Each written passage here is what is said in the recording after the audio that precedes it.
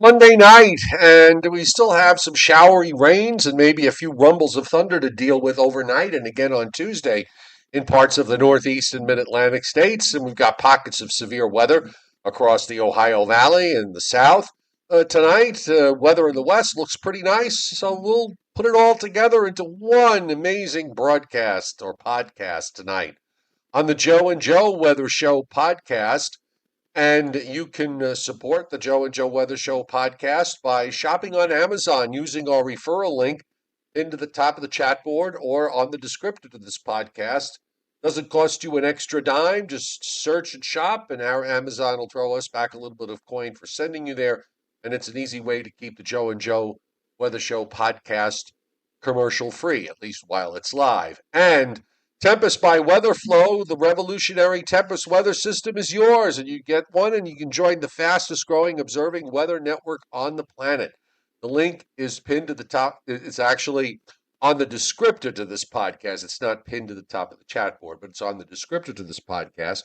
And if you use the coupon code SUMMER2025, you will get 10% off. Joe had to step away for a moment. He will be back shortly. So good evening, everybody, and welcome to tonight's Joe and Joe Weather Show podcast. We're here Sunday through Thursday at 7:35 p.m. Eastern Time, and the occasional Friday and Saturday when there's a storm around. We'll add a show, and of course, we'll let you know about it. So subscribe to my YouTube channel and turn your notifications on so you don't miss us. And of course, if you like the show, hit the like button. I had to do the 10% off because you stepped away, but it's all done and taken care of. Did you take 10% off? You, I took a little bit more off than I needed to, but Okay, it's well, all back now. okay, well that's very good. Um, I like Rich Rotmansky's comment. I had to put my tux away. yeah, you did. Now you're back to your normal. What shirt are you wearing today? What am I wearing? I'm wearing a sweatshirt, but Oh, what does it say on it? La what? it Lafar? says it says Stellothane Oh, Convention. Stellafane. Yes, Very nice. and incidentally, to oh my goodness, who is Kevin? Kenneth? Kenneth, I think you better fix that. Thank you for the super chat, but it might be more of a mortgage payment. You might want to check that. Yeah, big oops. Big oops. But thank you very much. Uh, I'm kind of, I don't know quite what to say other than double check, double check it. Um, so there you go. Uh, shall we start doing maps? I don't know. That just kind of threw me into left field. I'm kind of not quite sure where to go with this.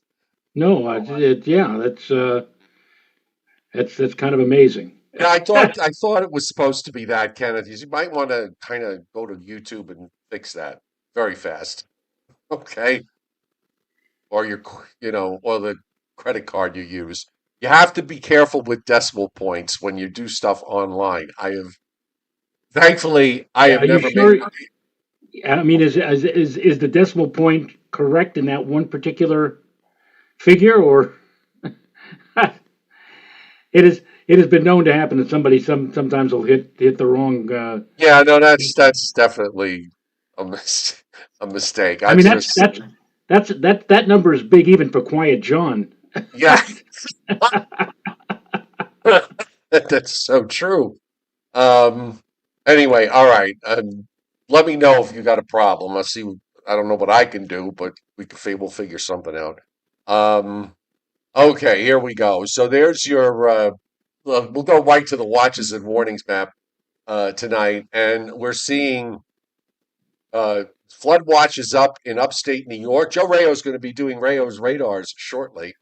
And also into north central and Pennsylvania. We've got some severe thunderstorm watches up for western PA into West Virginia.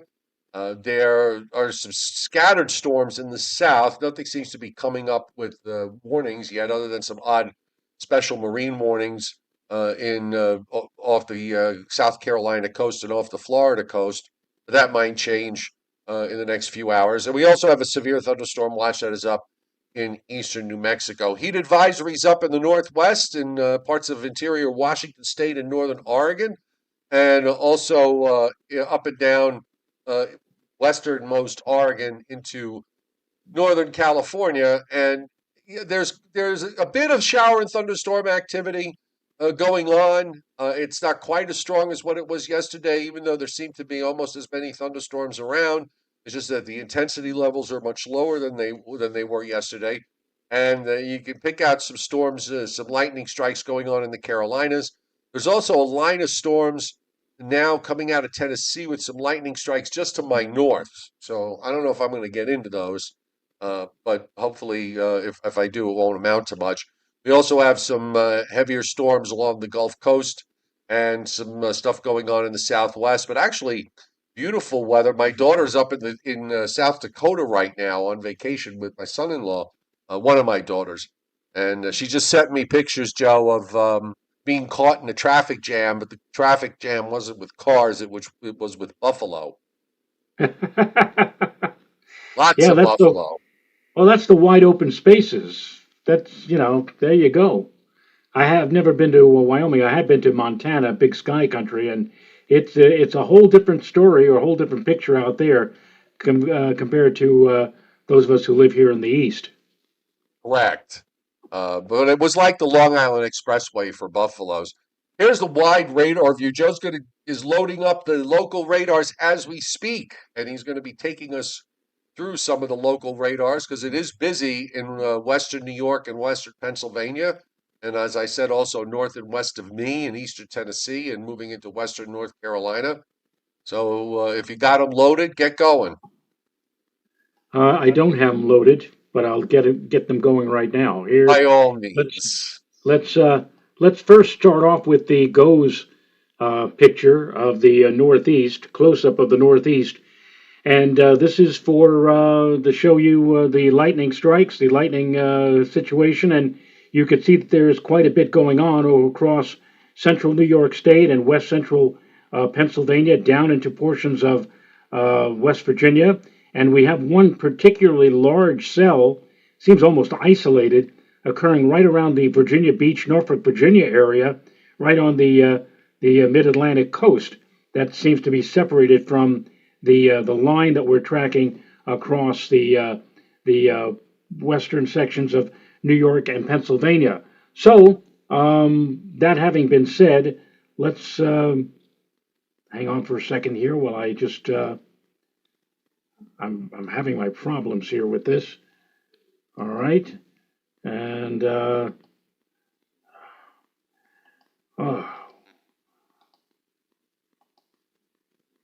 I love when technology turns against you. I tell this to my wife all the time that technology, Joe, technology eventually is going to kill all of us. That we have such a reliance on it that when you put all of your eggs in one basket and you're hoping for something good to happen and something bad happens instead, blame it on technology. All right, that having been said, let's show you Western New York. This is the Buffalo radar, and you can see that there are not any, there's like one or two spots where the intensity is rather significant, like right about here. You can see that red spot there, and this is north and west of Elmira. That seems to be a particularly intense, albeit very localized, cell of precipitation. Most of them coming our way, not coming our way, but traveling in bands or ribbons of activity, and you can see it's all moving again from southwest to northeast, and this activity moving at a pretty good clip to towards central New York and also into portions of Pennsylvania. Here we have the Pittsburgh radar.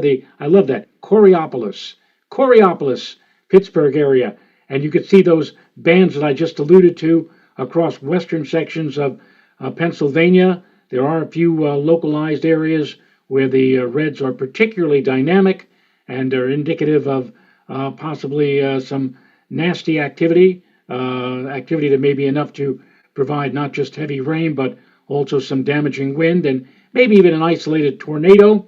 And again, all of this activity spreading across western sections of Pennsylvania, moving again on that general west to east course. So let's go further south and west. Let's go into Charleston, West Virginia. And you can see that right here, right along the spine of the Appalachians, there is some activity. Although, as we move through the 3 hour time scale here, that activity seems to be weakening or diminishing some. But you see that there were at least about an hour or two ago over portions of West Virginia some very active shower and thunderstorm activity. I want to go down to that one isolated area around Norfolk, Virginia, which we saw on the satellite loop. Let's see if that shows up on the radar here. And yeah, you could see There it here, is. right there, right there, and it seems to be developing actually right over the point over Chesapeake Bay, I guess, between the southern or lower tip. This is around Wallops Island in Virginia, and here again is Norfolk and Virginia Beach. And so this one area seems to be increasing or intensifying with time as time goes on. There's also another little area here right near the outer banks of North Carolina. And this is apparently separated from the main line or the main lines of precip over western New York, western Pennsylvania, and West Virginia that we were taking a look at just a few short moments ago. Anywhere else that you would Well, like to? how about by me? What about who cares about you, Joe? No, excuse Well, me. no one cares. You never cared about me. All you ever wanted was supper on the table and no Ah, Mrs. responsibility. Rayo. Mrs. Rayo is always thinking about you. You Yes. know, could be like 11 o'clock at night. Oh, look at that. We've got a major storm heading right for Joe's house. What should I do? Should I text him? I see he's probably asleep now anyway. Yeah, at But that hour, yes. yeah. Anyway, this is the view from Atlanta, Peachtree City. And you can see that now you are where the cursor's circling is right about there, right? Or Well, you're too far east. here? Go a little south, just a hair. No, a little north now. No, a little north. You're going south, Joe. Go north, north. Oh, I thought you wanted to go. I thought you were saying a little more. Yeah, no, like right over there. Yeah, just a little bit, just right on that I was there line. beforehand. Yeah, well, you didn't ask me. It's right on Well, that line there, right about well, there. anyway, you have a line of what looks to be semi-severe weather that's heading in your direction, uh, with maybe some lightning, thunder, and some heavy rain. It doesn't look like a very significant line. It looks like a narrow line of moisture that's heading in your direction. So All right, You may get rocked a little bit in the next 30 to 60 minutes. Hopefully, you won't lose power. all right. Hopefully not. Yeah, Okay. Well, that's good. I think that pretty well covers it. there you go. All right, and I'm going to go back to the wide radar view. We do have some stuff going on in the west. Not a lot, but I figured got the big radar shot so we could point it out. You go out into California, Northern California, seeing a few thunderstorms there. Into northwest Nevada, some showers going east of there through Nevada, scattered around into Utah, northern Arizona. Then you got a bigger concentration in New Mexico, where we're seeing some severe thunderstorm warning boxes showing up. Also up in eastern Michigan, kind of a weird looking line of it's not quite a line of storms, but it sort of looks like a line that extends from eastern portions of Lake Superior north of Sault Ste. Marie and then running straight south into southeast Michigan and just kind of tailing off in northeast Indiana, northwest Ohio. And again, very busy up in western New York. We've got some flash flood warnings up there and several severe thunderstorm warnings in central and western Pennsylvania and on into West Virginia. Storm Prediction Center tonight has fairly large area of slight risk, uh, covering western New York and Pennsylvania, down the Appalachians, and then through the deep south, although isn't really a whole lot going on in the deep south right now, other than what's near me, and then extends back down into Louisiana and southeast Texas, and then another area in eastern New Mexico and west Texas, and yet another area of slight risk in eastern Michigan. The 2% tornado risk areas are from West Virginia and southeast Ohio to western New York, and the other area from southeast Texas northeastward into southern Alabama. Now, for tomorrow, we've got a marginal risk. The northern edge of the marginal risk is now right in central New Jersey around Route 195. So from there south, and then over Delaware, eastern Maryland, the eastern half of Virginia, the eastern half of North and South Carolina, and southeast Georgia, all at marginal risk.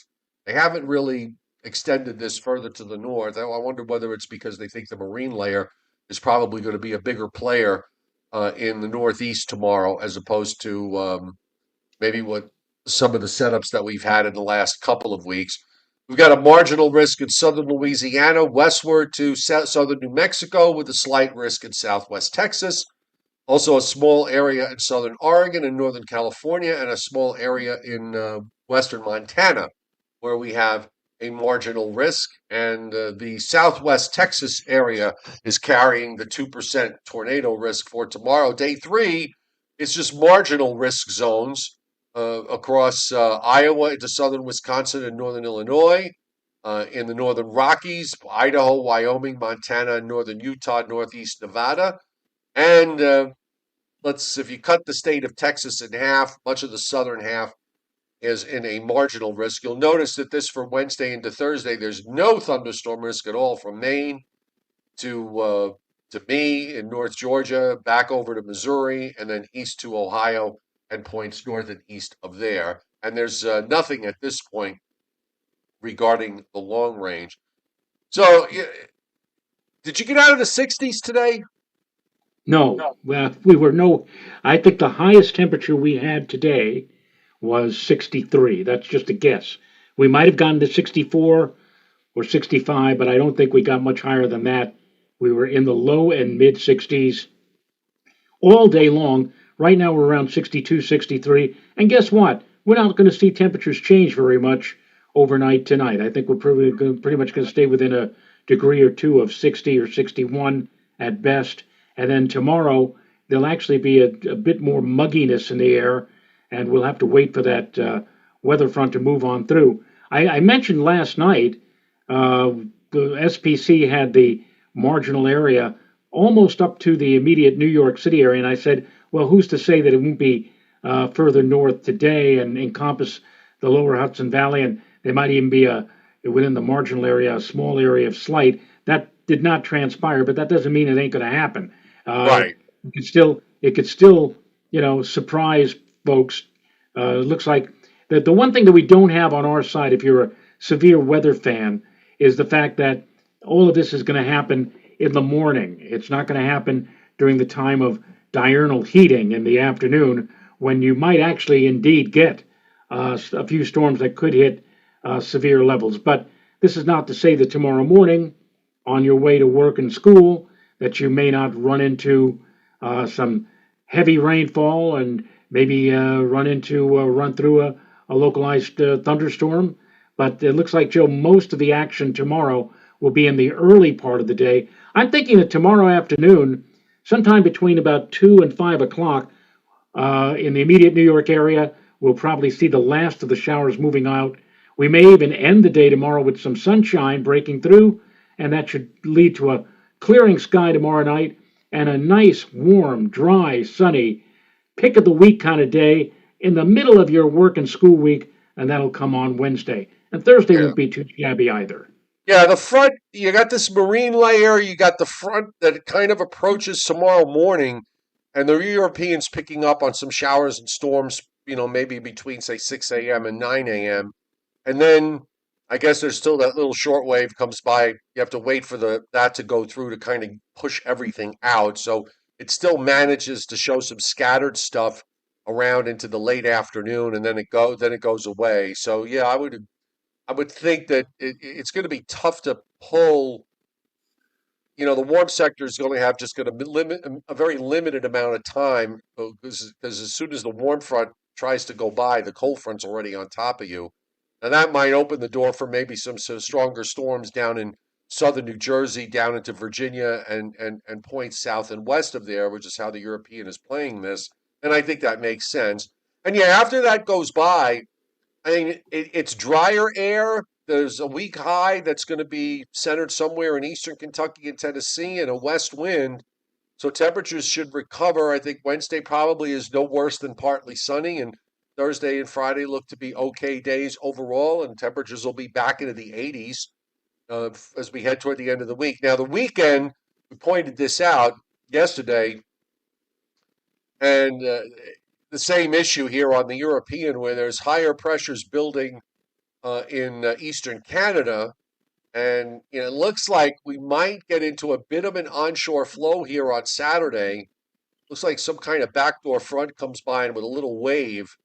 So we have the model picking up on some showery rains during the day, Saturday and Saturday evening. However, it does take that high into Maine and in the St. Lawrence Valley, and it kind of builds it southwestward for Sunday. So that may push the onshore flow, the part that produces clouds, further south. So Sunday might be a better day if that materializes. So get the high to push far, build in and build far enough south down the coast that all the clouds get forced southward. So I'm a little more optimistic for Sunday than I am for Saturday.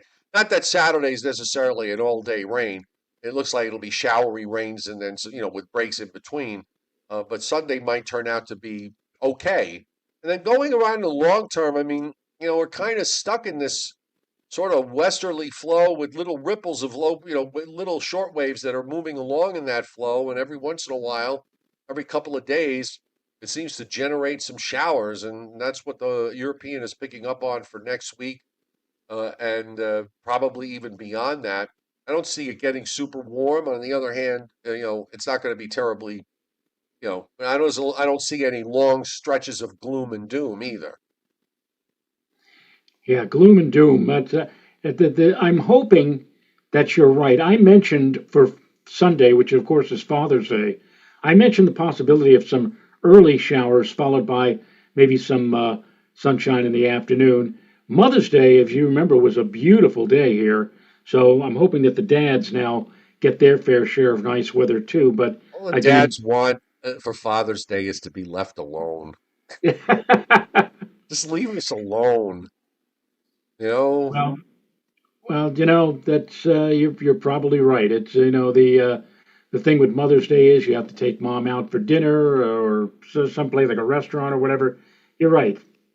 You're right. The father would probably just prefer to just lay on the hammock or just yeah. slouch on the couch in front of the TV and watch baseball or whatever sporting event is being televised on that afternoon.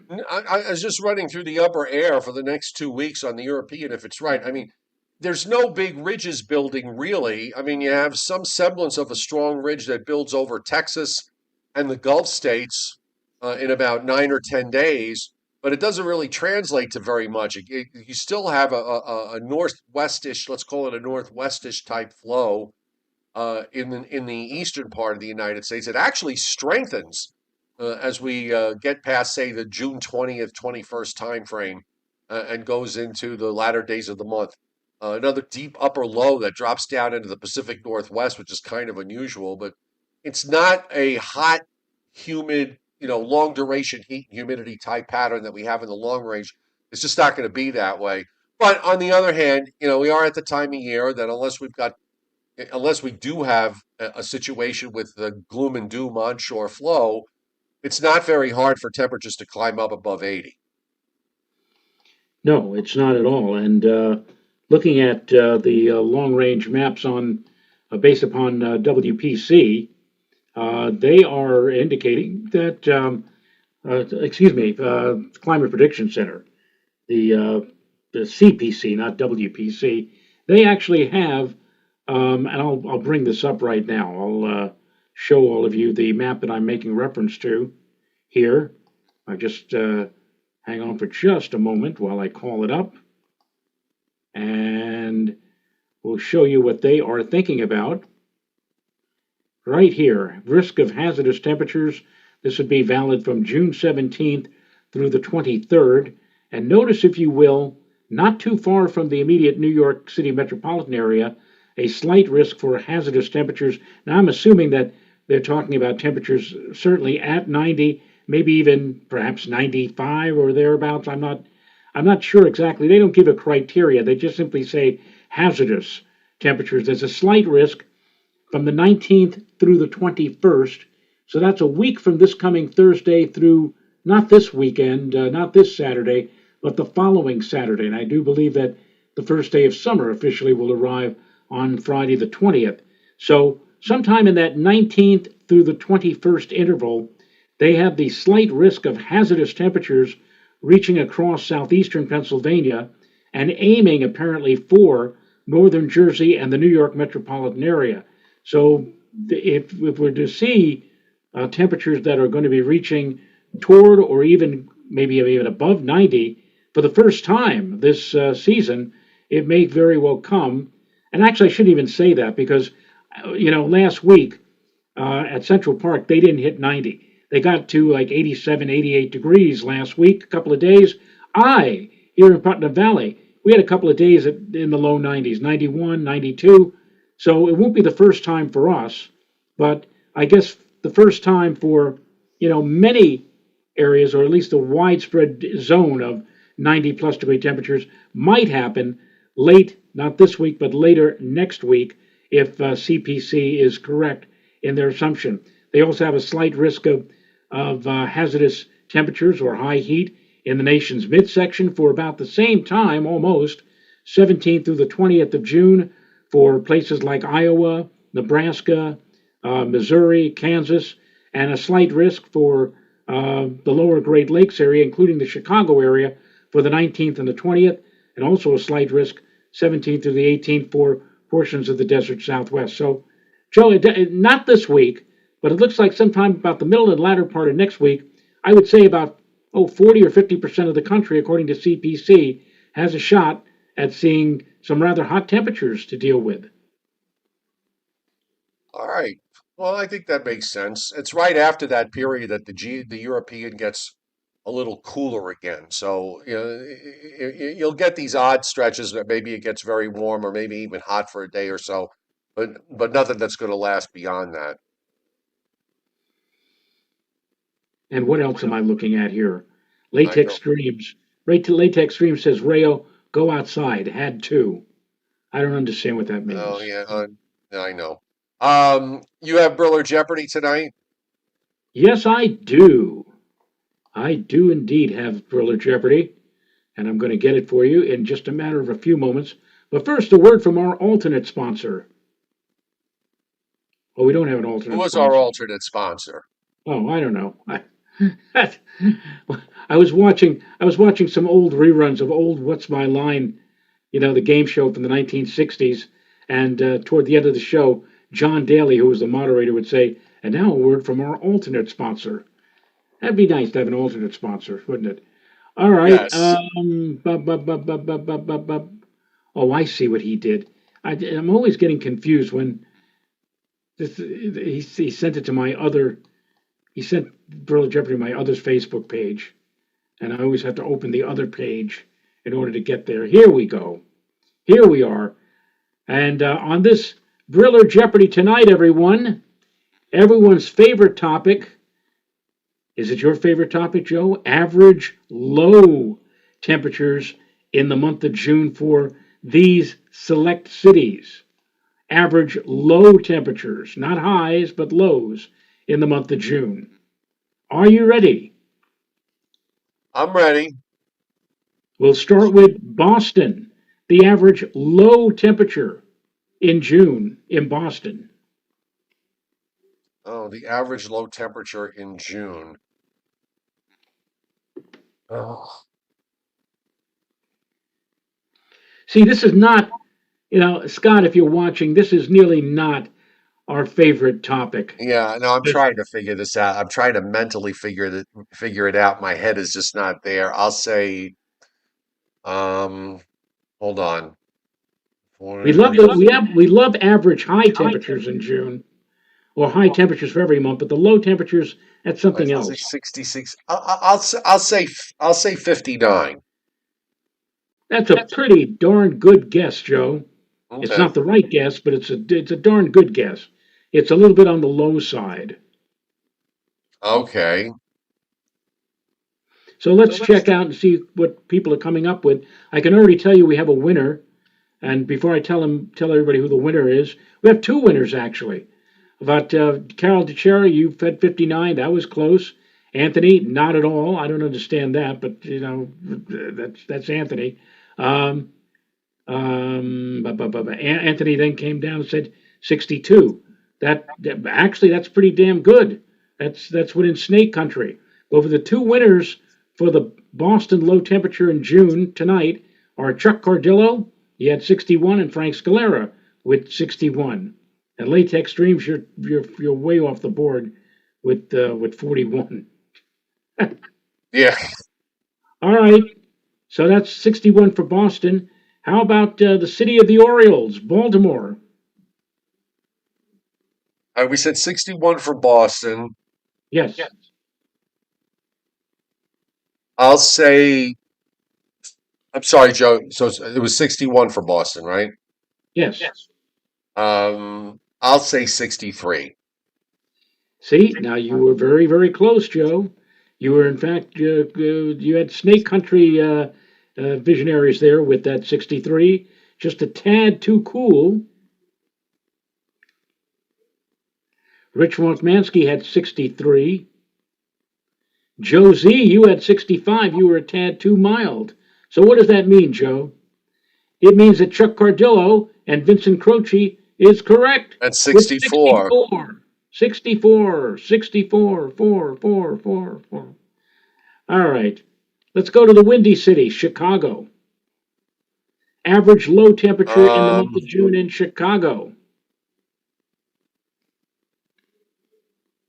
Chicago. That toddler Baltimore is town. 64. Boston's 56. Chicago, I'll say 60. A little bit on the cool side, Joe, but again, not a bad guess. Maggie P, much too cool at 55.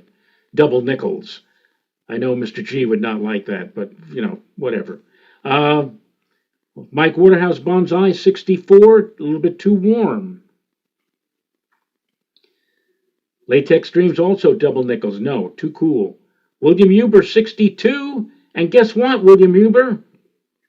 You and Coin Pig are correct, and so is Frank Scalera with 62 degrees. Let me ring the bell for you guys. There you go.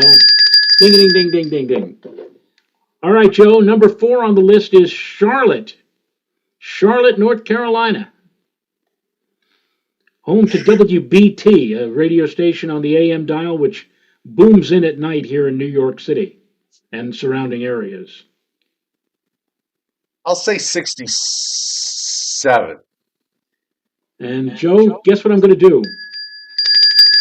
Oh, nice.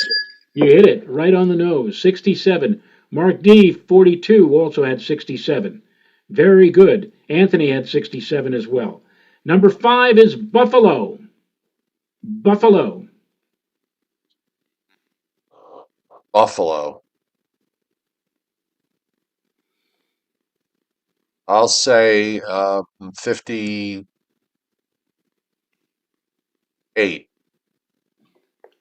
Joe, guess what I'm going to do? Again? Yes, Whoa. 2 in a row, Joe. Isn't that amazing? There you go. And the bonus. Yes, there's a bonus tonight. And the bonus is, see, on the list here, Scott typed Atlanta City, and then he retyped right after that. He said, "Sorry for the typo. It's Atlantic City." Rah, Frantic City. French City, right, yes. What's the And last that one? actually, excuse me, Is that the last one? that's the bonus. Yes, Atlantic City. Oh, Atlantic City. Right. He originally typed Atlanta City. Baltimore. I would say, well, It's because they actually not. It's actually. Let me. I said I it's the mentioned it a few airport. times. It's not. It's not Atlantic City proper. It's not the city. It's not It's right 10 down off the miles. border. It's the one. It's the airport 10 miles inland.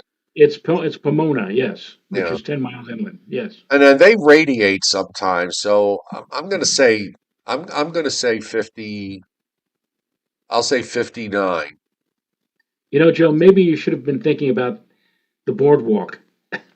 That's much too cool. The 59. Is it really? Yeah. Hmm. Well, let the board figure it out. Well, we've already got a winner, Mike Waterhouse Bonsai. You deserve this ring. 65 degrees, believe it or not. 65 for Atlantic City. Rich Rothmansky came close with 64, and Coin Pig also had 65. Congratulations. All right. Incidentally, Uh, if anybody's interested, I thought about this when I saw Coin Pig's name on the chat board. Uh, the the German American Club of Putnam Valley is actually having a pig roast, a real pig roast, and that will be on June 21st. And if you're interested in coming, it's I believe it's $50, but you get everything. You get a band, you get beverages, and yes, there will be a real pig with an apple stuck in its mouth. If you ever want to see one of those, that's going to be at the pig roast as well. yes. All right. On that note, let's call it a night, and we'll see everybody tomorrow night at 7:35. Sound good to you? Yes, yes, we All right, will. folks. Have a great night, and we'll see you all tomorrow at 7:35. Night, night. Good night.